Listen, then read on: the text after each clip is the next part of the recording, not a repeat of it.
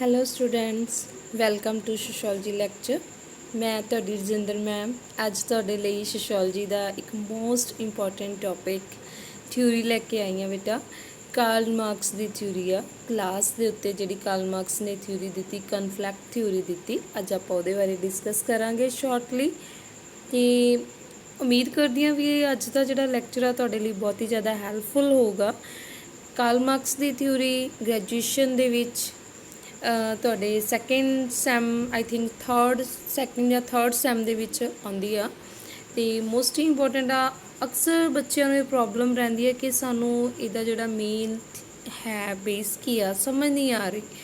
ਤਾਂ ਕੋਸ਼ਿਸ਼ ਕਰੂੰਗੀ ਕਿ ਅੱਜ ਦੇ ਲੈਕਚਰ ਦੇ ਵਿੱਚ ਤੁਹਾਨੂੰ ਜਿਹੜੀ ਆਈਡੀਓਲੋਜੀ ਆ ਕਾਰਲ ਮਾਰਕਸ ਦੀ ਉਹ ਸਮਝ ਆਵੇ ਕਿ ਉਹਨਾਂ ਨੇ ਕਿਸ ਬੇਸ ਦੇ ਉੱਤੇ ਜਿਹੜੀ ਥਿਊਰੀ ਆਈ ਦਿੱਤੀ ਆ। ਅਤੇ ਆਪਾਂ ਸਟਾਰਟ ਕਰਦੇ ਹਾਂ ਅੱਜ ਦੀ ਕਾਰਲ ਮਾਰਕਸ ਦੀ ਥਿਊਰੀ। ਜੇ ਵੀਡੀਓ ਚੰਗੀ ਲੱਗੇ ਤਾਂ ਤੁਸੀਂ ਲਾਈਕ ਅਤੇ ਸ਼ੇਅਰ ਹੈ ਜਿਹੜਾ ਜ਼ਰੂਰ ਕਰ ਦੇਣਾ, ਚੈਨਲ ਨੂੰ ਸਬਸਕ੍ਰਾਈਬ ਕਰ ਦੇਣਾ ਤਾਂ ਕਿ ਮੇਰੀ ਆਉਣ ਵਾਲੀ ਹਰ ਇੱਕ ਵੀਡੀਓ ਤੁਹਾਡੇ ਤੱਕ ਪਹੁੰਚ ਸਕੇ। ਅਤੇ ਆਪਾਂ ਸਟਾਰਟ ਕਰਦੇ ਹਾਂ ਬੇਟਾ ਕਾਰਲ ਮਾਰਕਸ ਦੀ। ਕਾਰਲ ਮਾਰਕਸ ਨੇ ਜਿਹੜੇ ਉਹਨਾਂ ਨੇ ਸਮਾਜ ਦਾ, ਸੁਸਾਇਟੀ ਦਾ ਜਿਹੜਾ ਥਿਊਰੀ, ਕਨਫਲੈਕਟ ਥਿਊਰੀ ਦਿੱਤੀ। ਕਲਾਸ ਕਨਫਲੈਕਟ ਥਿਊਰੀ ਬੋਲਦੇ ਆ ਇਸ ਨੂੰ। ਸਮਾਜਿਕ ਸੰਘਰਸ਼ਵਾਦੀ ਸਿਧਾਂਤ ਆ ਜਿਹੜਾ ਉਹ ਦਿੱਤਾ। ਇਹ ਸਿਧਾਂਤ ਆ ਜਿਹੜਾ 19ਵੀਂ ਸਦੀ ਵਿੱਚ ਦੇ ਰਾਜਨੀਤਿਕ ਅਤੇ ਸਮਾਜਿਕ ਸੰਘਰਸ਼ਾਂ ਕਰਕੇ ਅੱਗੇ ਆਇਆ। ਠੀਕ ਆ। ਕਾਰਲ ਮਾਰਕਸ ਨੇ ਜਿਹੜੇ ਇਹ ਫਰਾਂਸ ਦੇ ਆਪਾਂ ਕਹਿ ਸਕਦੇ ਹਾਂ ਕਿ ਹੋਏ ਨੇ, ਸਮਾਜ ਸ਼ਾਸਤਰੀ ਹੋਏ ਨੇ। ਅਤੇ ਉਹਨਾਂ ਨੇ ਸੁਸਾਇਟੀ ਦੀ ਜਿਹੜੀ ਥਿਊਰੀ ਆ ਉਹ ਕੀਤੀ। ਅਤੇ ਇੰਟਰੋਡਕਸ਼ਨ ਦੇ ਵਿੱਚ ਦੇਖੋ ਆਪਾਂ ਇਹ ਕਹਿ ਸਕਦੇ ਹਾਂ ਕਿ Karl Marx has given conflict theory of social stratification and this theory comes out because of political and social conflicts of 19th century। ਕਿ 19ਵੀਂ ਸਦੀ ਦੇ ਵਿੱਚ ਜਿਹੜਾ ਸਮਾਜ ਦੇ ਵਿੱਚ ਰਾਜਨੀਤਿਕ ਅਤੇ ਸਮਾਜਿਕ ਤੌਰ 'ਤੇ ਜਿਹੜਾ ਸੰਘਰਸ਼ ਆ ਉਹ ਸਾਹਮਣੇ ਆਇਆ ਫਰਾਂਸ ਦੇ ਵਿੱਚ। ਤਾਂ ਉਹਨਾਂ ਨੇ ਉਸ ਨੂੰ ਆਧਾਰ ਮੰਨ ਕੇ ਜਿਹੜਾ ਸਤਰੀਕਰਨ ਮਤਲਬ ਹੁੰਦਾ ਸਮਾਜ ਨੂੰ ਹਿੱਸਿਆਂ ਵਿੱਚ ਵੰਡਣਾ, ਤਾਂ ਉਹਨਾਂ ਨੇ ਆਪਣੇ ਅਕੋਰਡਿੰਗ ਜਿਹੜਾ ਸਮਾਜ ਵਿੱਚ ਸਤਰੀਕਰਨ ਦਾ ਸੰਘਰਸ਼ਵਾਦੀ ਸਿਧਾਂਤ ਆ ਉਹ ਦਿੱਤਾ। ਠੀਕ ਹੈ। According to Karl Marx, economic factor is the alone factor of social stratification and struggle in the different classes. Karl Marx ਕੀ ਕਹਿੰਦੇ ਆ ਕਿ ਇਕਨੋਮਿਕਲੀ ਆਰਥਿਕ ਕਾਰਨ ਆ ਜਿਹੜਾ ਇੱਕ ਅਜਿਹਾ ਕਾਰਨ ਆ ਜਿਸ ਨੂੰ ਉਹਨਾਂ ਨੇ ਸਮਾਜ ਵਿੱਚ ਸਤਰੀਕਰਨ ਦਾ ਆਧਾਰ ਮੰਨਿਆ ਕਿ ਸੁਸਾਇਟੀ ਦੀ ਜਿਹੜੀ ਵੰਡ ਆ ਉਹ ਆਰਥਿਕ ਆਧਾਰ 'ਤੇ ਹੀ ਕੀਤੀ ਜਾਂਦੀ ਹੈ, ਪੈਸੇ ਦੇ ਨਾਲ ਰਿਲੇਟਡ ਹੀ ਕੀਤੀ ਜਾਂਦੀ ਹੈ। ਉਹ ਆਪਾਂ ਅੱਗੇ ਡਿਟੇਲ ਵਿੱਚ ਕਰਾਂਗੇ। ਨੈਕਸਟ ਮਾਰਕਸ ਕੀ ਕਹਿੰਦੇ ਆ, Marx has given the theory on the base of division of labour. ਕਿ ਮਾਰਕਸ ਨੇ ਜਿਹੜਾ ਆਪਣਾ ਇਹ ਸਿਧਾਂਤ ਦਿੱਤਾ, ਥਿਊਰੀ ਦਿੱਤੀ, ਉਹ ਕਿਰਤ ਵੰਡ ਦੇ ਆਧਾਰ ਉੱਤੇ ਦਿੱਤੀ। ਉਹਨਾਂ ਨੇ ਇਹ ਕਿਹਾ ਕਿ ਕਿਰਤ ਆ ਜਿਹੜੀ ਕੰਮ ਆ ਉਹ ਦੋ ਤਰ੍ਹਾਂ ਦਾ ਹੁੰਦਾ, ਇੱਕ ਤਾਂ ਹੁੰਦਾ ਸਰੀਰਕ ਕੰਮ ਕਰਨਾ, ਇੱਕ ਹੁੰਦਾ ਬੌਧਿਕ। ਠੀਕ ਆ। ਇਹੀ ਅੰਤਰ ਸਮਾਜ ਦੇ ਵਿੱਚ ਵਰਗਾਂ ਦੇ ਵਿੱਚ ਫਰਕ ਦਾ ਕਾਰਨ ਆ। ਡਿਫਰੈਂਟ ਜਿਹੜਾ ਸਤਰੀਕਰਨ ਆ, ਜਿਹਨੂੰ ਅਸੀਂ ਸਤਰੀਕਰਨ ਕਹਿੰਦੇ ਹਾਂ, ਡਿਫਰੈਂਸ ਆ ਜਿਹੜਾ ਉਹਦੇ ਦੋ ਕਾਰਨ ਨੇ। ਦੋ ਪ੍ਰਕਾਰ ਦੀ ਕਿਰਤ ਵੰਡ ਦੇ ਉੱਤੇ ਉਹਨਾਂ ਨੇ ਵੰਡ ਕੀਤੀ, ਇੱਕ ਸਰੀਰਕ ਅਤੇ ਇੱਕ ਬੌਧਿਕ। ਠੀਕ ਹੈ ਬੇਟਾ। ਇਹ ਸੀ ਕਿ ਕਾਰਲ ਮਾਰਕਸ ਦੀ ਆਈਡੀਓਲੋਜੀ। ਠੀਕ ਆ। ਥਿਊਰੀ ਦੇ ਵਿੱਚ ਉਹਨਾਂ ਨੇ ਥਿਊਰੀ ਜਿਹੜੀ ਦਿੱਤੀ ਉਹਦੇ ਵਿੱਚ ਉਹ ਕੀ ਕਹਿੰਦੇ ਆ, Marx was the view that there are two classes in the society. ਕਿ ਸਮਾਜ ਵਿੱਚ ਦੋ ਕਲਾਸਾਂ ਨੇ ਜਿਹੜੀਆਂ, ਦੋ ਸੁਸਾਇਟੀ ਨੇ, ਵਰਗ ਨੇ ਜਿਹੜੇ ਦੋ ਤਰ੍ਹਾਂ ਦੇ ਪਾਏ ਜਾਂਦੇ ਨੇ। First class in the society owner class of the means of production and second class not the owner means of production.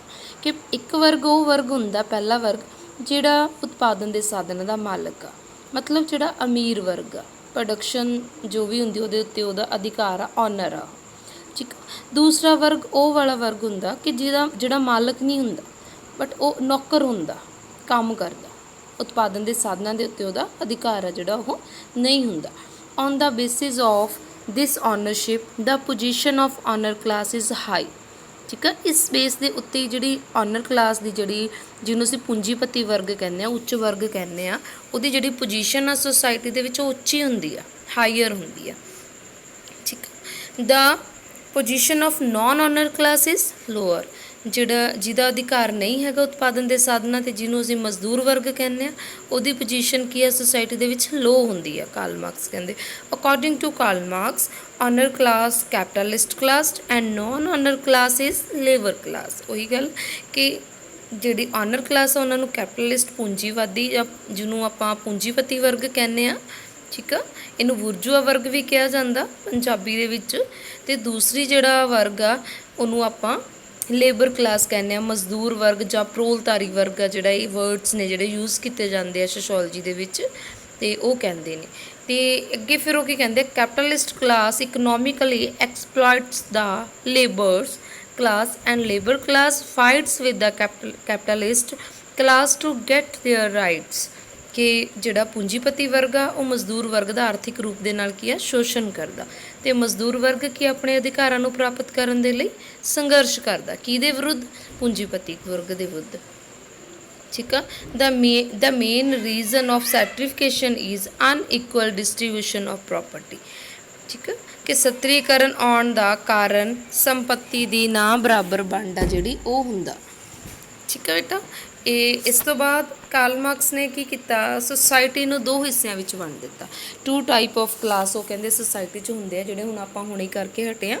Number 1 capitalist class, number 2 labour class. According to Karl Marx, relation between the classes depend upon the mutual classes are there। First class is of capitalist class and second class is of a labor class। ਦੋ ਕਲਾਸਾਂ ਅਸੀਂ ਹੁਣ ਕੀਤਾ, ਦੋ ਹੁੰਦੀਆਂ ਨੇ, एक capitalist class होंगी है, दूजी होंगी है labour class. These both classes depend upon each other for their existences. कि ये जिहड़ियां दोनों क्लासां एक दूजे के उत्ते की निर्भर होंदियां ने। Labour class does not have ownership of the force production. Labour class को शक्ति नहीं होंदी जिहड़ी ऑनर को होंदी है। ठीक है। It does not have any other means earn it livelihood except selling its labour. Capitalist give money to labours for their labours. Capitalists also depend upon the labor of laborer because without their work production is in his factory is not possible and accumulation of capitals is also not possible। ठीक है। कि दोनों ਜਿਹੜੇ ਵਰਗ ਨੇ ਉਹ ਇੱਕ ਦੂਜੇ ਤੇ ਨਿਰਭਰ ਹੁੰਦੇ ਨੇ। ਜਿਹੜਾ ਮਜ਼ਦੂਰ ਵਰਗ ਉਹਦੇ ਕੋਲੇ ਕੀ ਆ, ਉਤਪਾਦਨ ਦੀਆਂ ਤਾਕਤਾਂ ਦੀ ਮਲਕੀਅਤ ਨਹੀਂ ਹੁੰਦੀ, ਸ਼ਕਤੀ ਨਹੀਂ ਹੁੰਦੀ, ਉਹ ਮਾਲਕ ਨਹੀਂ ਹੁੰਦਾ, ਉਸ ਕੋਲ ਆਪਣੀ ਰੋਜੀ ਆ ਜਿਹੜੀ ਕਮਾਉਣ ਦੇ ਲਈ ਸਿਰਫ ਆਪਣੀ ਕਿਰਤ ਵੇਚਣ ਤੋਂ ਇਲਾਵਾ ਹੋਰ ਕੋਈ ਸਾਧਨ ਨਹੀਂ ਹੁੰਦਾ। ਮਿਹਨਤ ਕਰਦਾ, ਉਹਦੇ ਬਦਲੇ ਵਿੱਚ ਉਹਨੂੰ ਉਹਦੀ ਮਿਹਨਤ ਦੀ ਤਨਖਾਹ ਜਾਂ ਮਿਹਨਤਾਨਾ ਮਿਲਦਾ। ਉਹ ਰੋਟੀ ਕਮਾਉਣ ਦੇ ਲਈ ਪੂੰਜੀਪਤੀਆਂ ਦੇ ਹੱਥਾਂ ਵਿੱਚ ਆਪਣੀ ਮਜ਼ਦੂਰੀ ਆ ਜਿਹੜੀ ਉਹਨੂੰ ਵੇਚਦਾ, ਉਹਨਾਂ ਨੂੰ ਮਜ਼ਦੂਰੀ ਦਾ ਕਿਰਾਇਆ ਲੈਂਦਾ ਉਹਨਾਂ ਤੋਂ। ਜਿਸ ਕਿਰਾਏ ਦੇ ਨਾਲ ਮਜ਼ਦੂਰ ਕੀ ਆਪਣਾ ਪੇਟ ਪਾਲਦਾ। ਪੂੰਜੀਪਤੀ ਮਜ਼ਦੂਰਾਂ ਤੋਂ ਬਗੈਰ ਕੰਮ ਨਹੀਂ ਕਰ ਸਕਦਾ। ਜੇ ਮਜ਼ਦੂਰ ਨਹੀਂ ਹੋਣਗੇ ਤਾਂ ਉਹ ਆਪਣੀ ਫੈਕਟਰੀ, ਆਪਣਾ ਉਤਪਾਦਨ ਆ ਉਹ ਕਿਸ ਤਰ੍ਹਾਂ ਚਲਾਏਗਾ। ਠੀਕ ਆ। ਤੇ ਇਸ ਤਰ੍ਹਾਂ ਉਹਨਾਂ ਕੋਲ ਪੂੰਜੀ ਇਕੱਠੀ ਹੋ ਜਾਂਦੀ ਹੈ। ਮਜ਼ਦੂਰਾਂ ਦੇ ਕੋਲ ਮਜ਼ਦੂਰ ਡਿਪੈਂਡ ਨੇ ਪੂੰਜੀਪਤੀ ਤੇ, ਪੂੰਜੀਪਤੀ ਡਿਪੈਂਡ ਨੇ ਮਜ਼ਦੂਰਾਂ ਤੇ। ਠੀਕ ਆ। ਇਸ ਤਰ੍ਹਾਂ ਕੀ ਹੈ, ਦੋਨੋਂ ਵਰਗ ਕੀ ਇੱਕ ਦੂਜੇ ਤੇ ਕੀ ਨੇ, ਨਿਰਭਰ ਨੇ। ਪੂੰਜੀਪਤੀ ਵਰਗ ਕੋਲ ਮਜ਼ਦੂਰ ਵਰਗ, ਪੂੰਜੀਪਤੀ ਵਰਗ ਜਿਹੜਾ ਉਹ ਮਜ਼ਦੂਰ ਵਰਗ ਦਾ ਸ਼ੋਸ਼ਣ ਕਰਦਾ। ਠੀਕ ਹੈ ਬੇਟਾ। ਇੱਥੇ ਤੱਕ ਉਮੀਦ ਹੈ ਤੁਹਾਨੂੰ ਸਮਝ ਆ ਗਈ ਹੋਊਗੀ। ਨੈਕਸਟ ਆਪਾਂ ਇਸ ਥਿਊਰੀ ਦੇ ਵਿੱਚ ਮੇਨ ਇੰਪੋਰਟੈਂਟ ਜਿਹੜੀ ਚੀਜ਼ ਆ ਕਿ ਕਾਰਲ ਮਾਰਕਸ ਨੇ ਇਤਿਹਾਸਿਕ ਆਧਾਰ 'ਤੇ ਜਿਹੜਾ ਸਤਰੀਕਰਨ ਦਾ ਜਿਹੜਾ ਸੰਘਰਸ਼ ਦਾ ਸਿਧਾਂਤ ਦਿੱਤਾ, ਕਨਫਲਿਕਟ ਥਿਊਰੀ ਦਿੱਤੀ ਆ। ਠੀਕ ਆ। ਉਸ ਬੇਸ ਦੇ ਉੱਤੇ ਉਹਦੀਆਂ ਮੁੱਖ ਗੱਲਾਂ ਕੀ ਆ, ਇਸ ਥਿਊਰੀ ਦੀਆਂ ਮੇਨ ਪੁਆਇੰਟਸ ਕੀ ਨੇ, ਆਪਾਂ ਹੁਣ ਉਹਨਾਂ ਨੂੰ ਇੱਕ ਵਾਰੀ ਰੀਕੈਪ ਕਰ ਲਈਏ ਜੋ ਹੁਣ ਤੱਕ ਆਪਾਂ ਕੀਤਾ। ਮੇਨ ਪੁਆਇੰਟਸ, ਇੰਪੋਰਟੈਂਟ ਥਿੰਗਸ ਕੀ ਆ ਕਨਫਲਿਕਟ ਥਿਊਰੀ ਦੀਆਂ। ਤੇ ਨੰਬਰ 1 ਤੇ ਅਸੀਂ ਕੀਤਾ ਕਿ ਸੁਸਾਇਟੀ ਵਿੱਚ ਦੋ ਵਰਗ ਪਾਏ ਜਾਂਦੇ ਆ, 2 ਕਲਾਸਿਸ ਇਨ ਦਾ ਸੁਸਾਇਟੀ। ਇੱਕ ਅਮੀਰ ਵਰਗ ਆ, ਇੱਕ ਗਰੀਬ ਵਰਗ ਆ। ਇੱਕ ਕੈਪੀਟਲਿਸਟ ਕਲਾਸ ਹੈ, ਇੱਕ ਲੇਬਰ ਕਲਾਸ ਆ। ਪੂੰਜੀਪਤੀ ਵਰਗ ਅਮੀਰ ਵਰਗ ਨੂੰ ਕਿਹਾ ਜਾਂਦਾ। ਠੀਕ ਆ। ਲੇਬਰ ਕਲਾਸ ਨੂੰ ਮਜ਼ਦੂਰ ਵਰਗ ਕਿਹਾ ਜਾਂਦਾ। ਸੋਸ਼ੋਲੋਜੀ ਵਿੱਚ ਮਜ਼ਦੂਰ ਵਰਗ ਨੂੰ ਪ੍ਰੋਲਤਾਰੀ ਵਰਗ ਵੀ ਕਿਹਾ ਜਾਂਦਾ, 2 ਮਾਰਕਸ ਦੇ ਵਿੱਚ ਵੀ ਆ ਜਾਂਦਾ। ਤੇ ਪੂੰਜੀਪਤੀ ਵਰਗ ਨੂੰ ਬੁਰਜੂਆ ਵਰਗ ਕਿਹਾ ਜਾਂਦਾ। ਦੋ ਹਿੱਸਿਆਂ ਦੇ ਵਿੱਚ ਸਮਾਜ ਵੰਡਿਆ ਹੋਇਆ। ਸੈਕਿੰਡ ਕੀ ਹੈ, ਉਹ ਕਹਿੰਦੇ control on the means of production. ਉਤਪਾਦਨ ਦੇ ਸਾਧਨਾਂ ਉੱਤੇ ਅਧਿਕਾਰ। ਉਤਪਾਦਨ ਦੇ ਸਾਧਨਾਂ ਉੱਤੇ ਅਧਿਕਾਰ ਕਿਸ ਦਾ ਹੁੰਦਾ, ਅਮੀਰ ਵਰਗ ਦਾ ਹੁੰਦਾ। ਦੋ ਵਰਗ ਹੁੰਦੇ ਨੇ, ਪਹਿਲਾ ਵਰਗ ਉਹ ਹੁੰਦਾ ਜਿਹਦੇ ਕੋਲ ਉਤਪਾਦਨ ਦੇ ਸਾਧਨਾਂ ਦਾ ਅਧਿਕਾਰ ਹੁੰਦਾ। ਦੂਜਾ ਵਰਗ ਉਹ ਹੁੰਦਾ ਜਿਹਦਾ ਉਤਪਾਦਨ ਦੇ ਸਾਧਨਾਂ 'ਤੇ ਅਧਿਕਾਰ ਨਹੀਂ ਹੁੰਦਾ, ਉਹ ਸਿਰਫ ਆਪਣੀ ਕਿਰਤ ਵੇਚਦਾ। ਥਰਡ ਪੁਆਇੰਟ ਆ ਅਸੀਂ ਕੀਤਾ ਥਿਊਰੀ ਦੇ ਵਿੱਚ ਮੋਡ ਆਫ ਪ੍ਰੋਡਕਸ਼ਨ, ਉਤਪਾਦਨ ਦੀ ਵਿਵਸਥਾ। ਕਿ ਉਤਪਾਦਨ ਦੀ ਵਿਵਸਥਾ ਉੱਤੇ ਸਮਾਜਿਕ ਸਤਰੀਕਰਨ ਦਾ ਜਿਹੜਾ ਸਰੂਪ ਆ ਉਹ ਨਿਰਭਰ ਕਰਦਾ। ਜਿਸ ਵਰਗ ਕੋਲ ਉਤਪਾਦਨ ਦੇ ਸਾਧਨ ਹੁੰਦੇ ਨੇ ਉਸ ਦੀ ਸਥਿਤੀ ਹੋਰ ਵਰਗਾਂ ਤੋਂ ਕੀ ਆ, ਉੱਚੀ ਹੁੰਦੀ ਆ, ਹਾਈ ਹੁੰਦੀ ਆ। ਜਿਵੇਂ ਅਮੀਰਾਂ ਦੀ ਆਪਾਂ ਕਹਿ ਸਕਦੇ ਹਾਂ ਕਿ ਅਮੀਰ ਪੂੰਜੀਪਤੀ ਬੁਰਜੂਆ ਵਰਗ ਦੀ ਜਿਹੜਾ ਨਾਮ ਦਿੱਤਾ ਗਿਆ ਇਸ ਵਰਗ ਨੂੰ, ਉਹਦੀ ਸਥਿਤੀ ਆ ਦੂਜੇ ਵਰਗਾਂ ਦੇ ਨਾਲੋਂ ਉੱਚੀ ਹੁੰਦੀ ਆ। ਤੇ ਉਹਨਾਂ ਕੋਲ ਉਤਪਾਦਨ ਦੇ ਸਾਧਨ ਆ ਜਿਹੜੇ ਉਹ ਹੁੰਦੇ ਨੇ। ਦੂਸਰਾ ਵਰਗ ਕਿਹੜਾ, ਜਿਨ੍ਹਾਂ ਕੋਲ ਉਤਪਾਦਨ ਦੇ ਸਾਧਨ ਨਹੀਂ ਹੁੰਦੇ, ਜਿਹਨੂੰ ਅਸੀਂ ਮਜ਼ਦੂਰ ਵਰਗ ਜਾਂ ਪ੍ਰੋਲਤਾਰੀ ਵਰਗ ਕਹਿੰਦੇ ਹਾਂ। ਉਹ ਆਪਣੀ ਸਥਿਤੀ ਤੋਂ ਕੀ ਆ, ਖੁਸ਼ ਨਹੀਂ ਹੁੰਦੇ, ਸੰਤੁਸ਼ਟ ਨਹੀਂ ਹੁੰਦੇ ਤੇ ਆਪਣੀ ਸਥਿਤੀ ਨੂੰ ਬਦਲਣਾ ਚਾਹੁੰਦੇ ਆ। ਔਰ ਬਦਲਣ ਦੇ ਲਈ ਕੀ ਆ, ਉਹ ਪੂੰਜੀਪਤੀ ਵਰਗ ਦੇ ਜਿਹੜਾ ਵਿਰੁੱਧ ਆ ਉਹ ਸੰਘਰਸ਼ ਆ ਜਿਹੜਾ ਉਹ ਕਰਦੇ ਨੇ।